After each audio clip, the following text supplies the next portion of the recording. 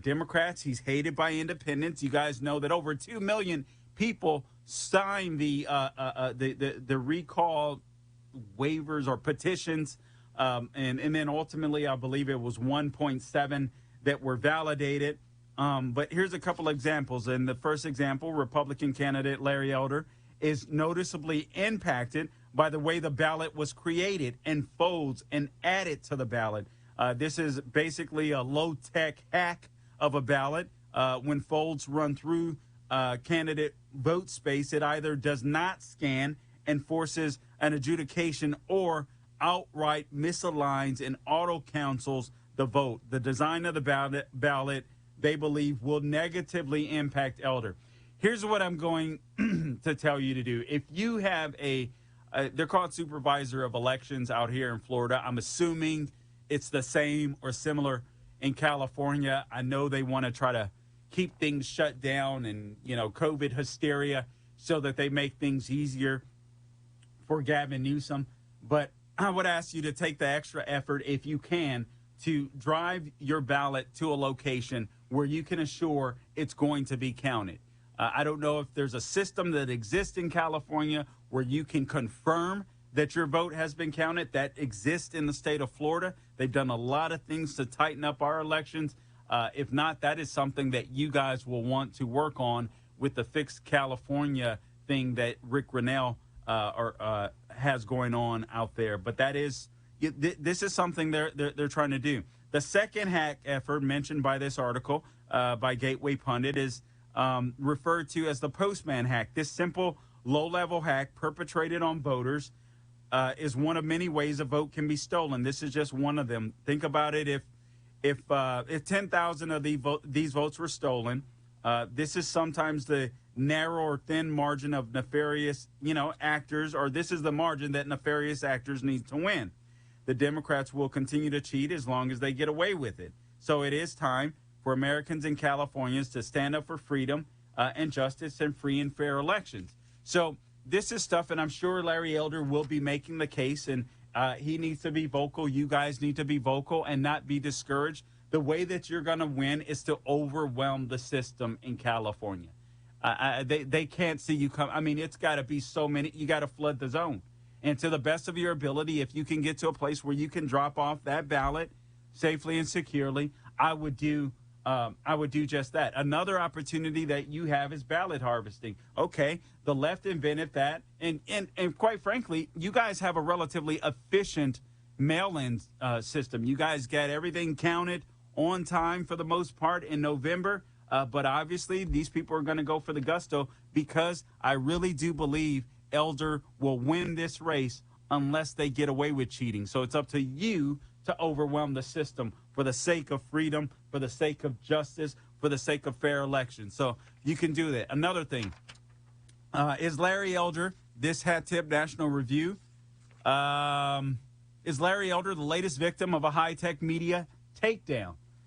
Larry Elder, the leading candidate to become California governor if Gavin Newsom is recalled next month, insists the incident never happened, but the headline in Politico yesterday afternoon was disturbing. Okay, we've addressed this. Alexandria DeTig, a former girlfriend, claimed that she broke off an 18-month engagement with the conservative talk show host in 2015 after he waved a gun at her while high on marijuana. Okay, so I do want to say this, since I read through this. This was totally debunked. So again, I would encourage you to go to an interview that was occurred, I believe, yesterday, Thursday, on the John and Ken show on KFI in Los Angeles, where they totally made this lady look like a fool. But this is what the left has. This is all the left has. They will try to destroy ad hominem attacks, personal attacks. That's what they do.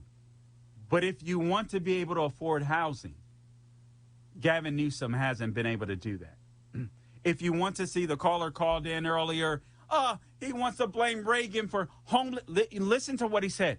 Homelessness has been around since Reagan, when Reagan did this and that. And I'm thinking, okay, there were a lot of liberal governors in between them. You're not mentioning them. They didn't clean it up. Are you saying that Larry Elder can't. I mean, this is the problem with some people that just don't want to think. You're not going to be able to win a person over like that. But some of you have friends, neighbors that are just sick and tired of these lockdowns. They're sick and tired of the hypocrisy from Gavin Newsom. They're amiable. You can talk to them. You can reason with them. You can talk about policy. Do it. And use the left's weapon against them. Ballot harvesting, baby. You have a real opportunity, California. We'll be back in a few with 15 million votes in 2020 election not counted.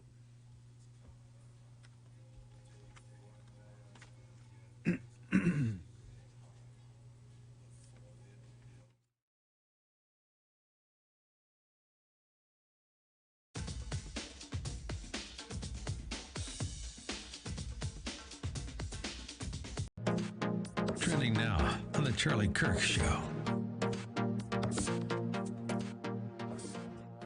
So you were just in Hungary, according to the activist press. You were contributing to the downfall of Western civilization or whatever in a country of 10 million people that secures their borders. Tell us about how all that kind of came to be.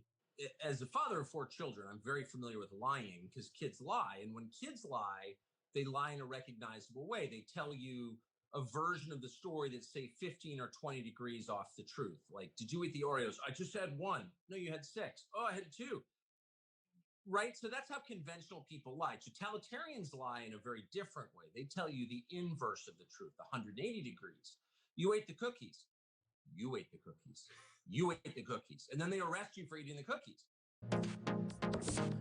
Keep up with what's trending. Subscribe on YouTube and at rumble.com. Trending now on America First with Sebastian Gorka. This is really it's crucially important. The lessons of the last 20 years is that we are peerless. Our military, when it comes to the application of military force at the tactical or even operational level, has no match in the world, especially Operation Anaconda. The October 2001 operation, when we went in there with just a couple of hundred CIA paramilitaries and guys from Delta and from Bragg, and we leveraged 21,000 members of the Northern Alliance, and we took down the Taliban government. That was textbook. Nobody, not even Julius Caesar, not Napoleon, could do it better. But since then, at the strategic level, Kurt, it's been a disaster. It's been an utter disaster, and frankly, I'm worried about the tactical level. I'm worried that whether or not we still maintain the tactical capabilities that we need for high-intensity combat operations against peer-level competitors like the Chinese, especially, and I write about this in my Monday Town Hall column, Dr. Gorka, especially when you look at the Navy. For nearly 70 years, it has glided on the legacy of the military triumphs in the Pacific theater over the Japanese. And we relied on, we consoled ourselves saying, well, you know, the Chinese technology is getting better. They're getting more and more ships, but we have a naval tradition. You know what? So did the Carthaginians. Okay, the Romans had no navy until they found a Carthaginian warship that had run aground. They copied it, they trained, and they beat the hell out of Carthage. You can find Roman ruins, can't find any Carthaginian ruins.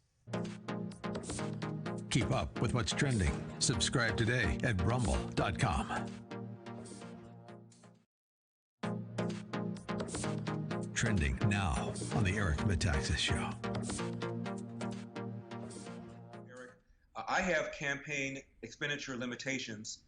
Gavin Newsom does not. He can raise and spend an unlimited amount of money. And shortly after it was obvious I was going to get into the race, the union, SEIU union, gave him $5 million for the anti-recall side. And just a couple of days ago, the teachers union, the largest funder of his campaign, gave him an additional $1.8 million. It is estimated he's going to raise a minimum of $50 million, maybe as much as $75 million to defeat me. You were praising my courage. Let me just say something about that. I get that a lot, and I have to push back because I'm not storming the beaches of Normandy. Unlike my father, I was never a Marine. Unlike my older brother, I was never a member of the Navy. Like my little brother, I was never a member of the Army. I did not serve.